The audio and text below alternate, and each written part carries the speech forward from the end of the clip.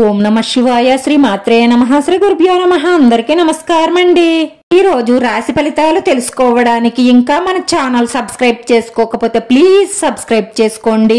Like చేసి మీ పూర్తి support మన శివోహం ఛానల్ కి ఇవ్వండి. ఈ వారం రాశి ఫలితాలలో ఆచార్య రీత్యా మేష రాశి వారు ఎటువంటి శుభాశుభ ఫలితాలను పొందుతారో తెలుసుకోవడానికి ఈ మన వీడియోని ఎక్కడా స్కిప్ చేయకుండా చివరి వరకు చూడండి.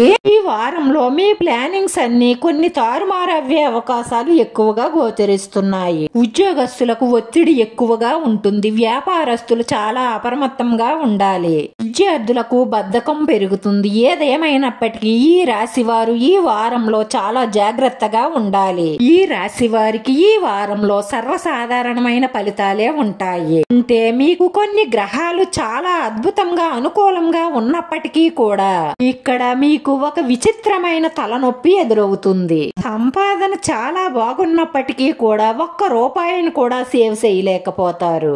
పైగా అయోమయంలో అనవసరమైన ఖర్చులు చేసి ఆర్థికంగా డేలా పడే అవకాశాలు ఎక్కువగా గోచరిస్తున్నాయి. కాబట్టి మీరు ఖర్చు చేసేటప్పుడు ఆలోచించి ఖర్చు పెట్టండి. ఆలోచించకుండా అనవసరమైన ఖర్చుల కోసం డబ్బులు ఖర్చు పెడితే ఆర్థికంగా ఎదిగే అవకాశాలను కోల్పోతారు. ఒక్క రూపాయి ఖర్చు పెట్టాలి అనుకున్నా సరే అది అవసరమో కాదో ఆలోచించుకుని ఖర్చు పెట్టడం వల్ల భవిష్యత్తులో మీరు ఆర్థికంగా నిలదొక్కునే అవకాశాలు ఎక్కువగా గోచరిస్తున్నాయి. వారంలో మీరు ఆశపడినట్లుగా విహారయాత్రకు వెళ్లలేకపోవచ్చు.